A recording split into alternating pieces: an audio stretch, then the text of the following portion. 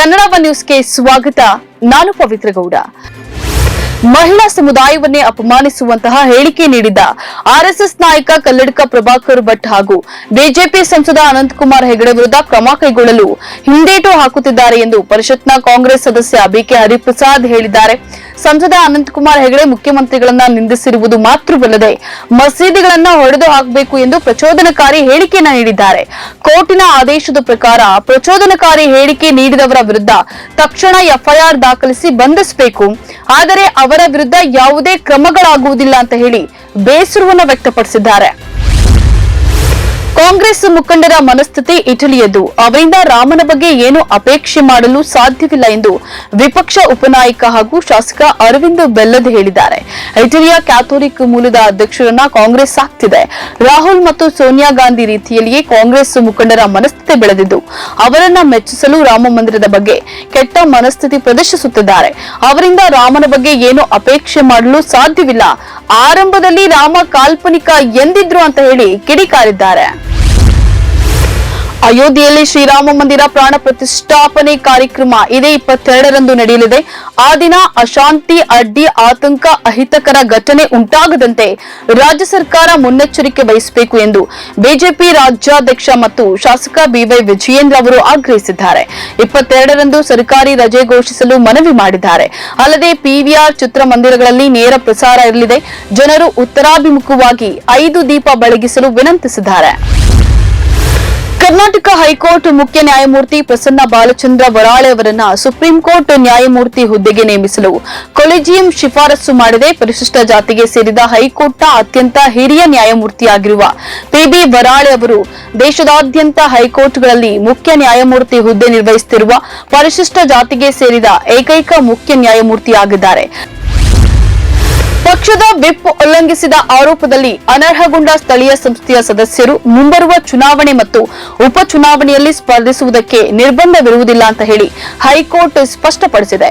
Whip ಉಲ್ಲಂಘನೆ ಆರೋಪದಲ್ಲಿ ಅನರ್ಹಗೊಂಡಿದ್ದ ಚಿಕ್ಕಬಳ್ಳಾಪುರ ಜಿಲ್ಲೆ ಚಿಂತಾಮಣಿ ನಗರಸಭೆ ಸದಸ್ಯ ಮೊಹಮ್ಮದ್ ಶಫೀಕ್ ಅವರ ನಾಮಪತ್ರ ಸ್ವೀಕರಿಸಿದ್ದ ಚುನಾವಣಾಧಿಕಾರಿಯ ಕ್ರಮ ಪ್ರಶ್ನಿಸಿ ಜಿಲ್ಲಾ ಜೆಡಿಎಸ್ ಅಧ್ಯಕ್ಷ ಕೆ ಮುನೇಗೌಡ ಎಂಬುವರ ಹೈಕೋರ್ಟ್ಗೆ ಅರ್ಜಿ ಸಲ್ಲಿಸಿದ್ರು. ಈ ಅರ್ಜಿ ವಿಚಾರಣೆ ನಡೆಸಿದ ನ್ಯಾಯಮೂರ್ತಿ ಸೂರಜ್ ಗೋವಿಂದರಾಜ್ ಅವರಿದ್ದ ನ್ಯಾಯಪೀಠ ಈ ಆದೇಶವನ್ನು ನೀಡಿದೆ. ಅಯೋಧ್ಯೆಯಲ್ಲಿ ಶ್ರೀರಾಮ ಮಂದಿರ ನಿರ್ಮಾಣವಾದ ಬಳಿಕ ಇಡೀ ದೇಶ ಜಗತ್ತು ಸಂಭ್ರಮಿಸುತ್ತಿರುವ ಕಾಲಘಟ್ಟದಲ್ಲಿ ಸಚಿವ ರಾಜಣ್ಣ ನೀಡಿರುವುದು ಮೂರ್ಖತನದ ಹೇಳಿಕೆ. ಈ ಹೇಳಿಕೆ ಕಾಂಗ್ರೆಸ್ನ ಮಾನಸಿಕತೆಯನ್ನ ತೋರಿಸುತ್ತದೆ ಎಂದು ರಾಜ್ಯ ಬಿಜೆಪಿ ಮಾಜಿ ಅಧ್ಯಕ್ಷ ದಕ್ಷಿಣ ಕನ್ನಡ ಸಂಸದ ನಳಿನ್ ಕುಮಾರ್ ಕಟೀಲ್ ಹೇಳಿದ್ದಾರೆ. ಅಯೋಧ್ಯೆಯ ಹೋರಾಟದ ಸಂದರ್ಭ ಕಾಂಗ್ರೆಸ್ ಟೀಕೆಗಳನ್ನ ಮಾಡಿತ್ತು. ರಾಮನ ಹುಟ್ಟಿನ ಬಗ್ಗೆ ಪ್ರಶ್ನೆ ಮಾಡಿತ್ತು. ಕಾಂಗ್ರೆಸ್ಗೆ ಈ ದೇಶದ ಸಂಸ್ಕೃತಿ ಬಗ್ಗೆ ಗೌರವ ಇಲ್ಲ. ಈ ದೇಶದ ಆದರ್ಶ ಪುರುಷ, ವೇದ ಪುರಾಣಗಳ ಬಗ್ಗೆಯೂ ನಂಬಿಕೆ ಇಲ್ಲದ ಪಕ್ಷ ಕಾಂಗ್ರೆಸ್. ಕೇವಲ ಮತ ಬ್ಯಾಂಕ್ ತುಷ್ಟೀಕರಣ ನೀತಿಯ ಮೇಲೆ ಕಾಂಗ್ರೆಸ್ ಅವಲಂಬಿತವಾಗಿದೆ ಅಂತ ಹೇಳಿ ಕಿಡಿಕಾರಿದ್ದಾರೆ. ಕರ್ನಾಟಕ ರೈತರಿಗೆ ಬರ ಪರಿಹಾರ ನೀಡಿದ ಈ ರಾಜ್ಯ ಸರ್ಕಾರದ ಫ್ರೂಟ್ಸ್ ಡಾಟಾ ಬೇಸ್ ನಲ್ಲಿ ರೈತರ ಮಾಹಿತಿ ಹಾಕುವುದು ಇನ್ನೂ ಬಾಕಿ ಇದೆ. ಅರ್ಧ ವರ್ಷ ಕಳೆದರೂ ಪರಿಹಾರ ನೀಡದೆ ಬರೀ ಹೇಳಿಕೆಯಲ್ಲಿಯೇ ಕಾಲಹರಣ ಮಾಡಲಾಗ್ತಿದೆ ಅಂತ ಹೇಳಿ ಬಿಜೆಪಿ ವಿಪಕ್ಷ ನಾಯಕ ಆರ್ ಅಶೋಕ್ ಅವರು ದೂರಿದ್ದಾರೆ. ರಾಜ್ಯದಲ್ಲಿ ಬರಗಾಲ ಎದುರಾಗಿ 7 ತಿಂಗಳಾಯಿತು. 6 ತಿಂಗಳಿಂದ ಮೀನಾಮೇಷ ಎಣಿಸಿ ಬರ ಪರಿಹಾರ ಕೊಡಲೋ ಬೇಡುವಂತಹ ಅರೆ ಮನಸ್ಸಿನಿಂದ ಮುಖ್ಯಮಂತ್ರಿ ಸಿದ್ದರಾಮಯ್ಯ ಅವರು ಕಳೆದ ನವೆಂಬರ್ನಲ್ಲಿ ಪ್ರತಿ ಎಕರೆಗೆ 2,000 ರೂಪಾಯಿ ಬರ ಪರಿಹಾರ ಘೋಷಣೆ ಮಾಡಿದ್ರು. ಈಗ ಘೋಷಣೆ ಮಾಡಿ 2 ತಿಂಗಳಾದ್ರೂ ಇನ್ನು ಒಂದು ಬಿಡಿಗಾಸು ರೈತರಿಗೆ ತಲುಪಿಲ್ಲ ಅಂತ ಹೇಳಿ ಆಕ್ರೋಶವನ್ನು ಹೊರಹಾಕಿದ್ದಾರೆ. ರಾಮ ಮಂದಿರ ಪೂರ್ಣಗೊಳ್ಳದೆ ಪ್ರಾಣ ಪ್ರತಿಷ್ಠಾಪನೆ ಮಾಡುವುದು ಸರಿಯಲ್ಲ ಎಂದು ಯಾರು ವಿರೋಧಿಸುತ್ತಿದ್ದಾರೋ ಅವರಿಗೆ ಸಂಪೂರ್ಣ ಜ್ಞಾನ ಇಲ್ಲದಿರುವುದು ಸಮಸ್ಯೆಯಾಗಿದೆ ಎಂದು ಶಂಕರಾಚಾರ್ಯ ಮಠದ ವಿರುದ್ಧ ಸಂಸದ ಪ್ರತಾಪ ಸಿಂಹ ವಾಗ್ದಾಳಿ ನಡೆಸಿದರು.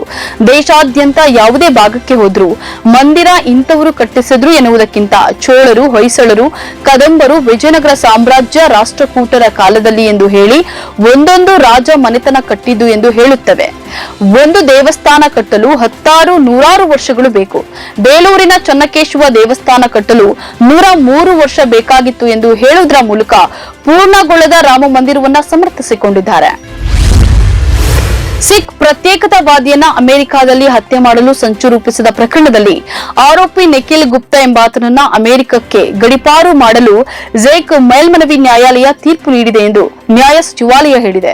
ಪ್ರಕರಣದಲ್ಲಿ ಸಂಬಂಧಪಟ್ಟ ಎಲ್ಲರಿಗೆ ತೀರ್ಪಿನ ಪ್ರತಿಯನ್ನ ನೀಡಿದ ಬಳಿಕ ಆರೋಪಿಯ ಗಡೀಪಾರಿಗೆ ಸಂಬಂಧಿಸಿದಂತೆ ಅಂತಿಮ ನಿರ್ಧಾರ ನ್ಯಾಯ ಖಾತೆ ಸಚಿವ ಪಾವೆಲ್ ಬ್ಲಾಜಿಕ್ ಅವರ ನಿರ್ಧಾರವನ್ನ ಅವಲಂಬಿಸಿದೆ ಅಂತ ಹೇಳಿ ಸಚಿವಾಲಯದ ವಕ್ತಾರರು ಹೇಳಿದ್ದಾರೆ. ಸಾರ್ವಜನಿಕರಿಗೆ ಮುಕ್ತ ಮಾಹಿತಿ ಅರಿವನ್ನ ತಡೆ ಹಿಡಿಯಲಾಗಿದ್ದು ಕೇಂದ್ರ ಸರ್ಕಾರದ ಕಾರ್ಯವೈಖರಿಯನ್ನ ಮೌಲ್ಯಮಾಪನ ಮಾಡುವ ಸಾಮರ್ಥ್ಯವನ್ನ ಹತ್ತಿಕ್ಕಲಾಗುತ್ತಿದೆ ಹಾಗೂ ಮಾಹಿತಿ ಇರುವ ಆಯ್ಕೆಗಳನ್ನ ಒದಗಿಸುತ್ತದೆ ಎಂದು ಪತ್ರಕರ್ತೆ ಅರ್ಫಾ ಖಾನುಂ ಶೇರ್ವಾನಿ ಆರೋಪಿಸಿದ್ದಾರೆ. ಭಾರತವು ಸಾರ್ವತ್ರಿಕ ಚುನಾವಣೆಯತ್ತ ಮುಖ ಮಾಡಿದ್ದು ಮುಕ್ತ ಪತ್ರಿಕೋದ್ಯಮವಿಲ್ಲದೆ ಪ್ರಜಾಸತ್ತಾತ್ಮಕ ಹೊಣೆಗಾರಿಕೆ ಸಾಧ್ಯವಿಲ್ಲ ಅಂತ ಹೇಳಿ ಅಭಿಪ್ರಾಯವನ್ನ ಪಟ್ಟಿದ್ದಾರೆ.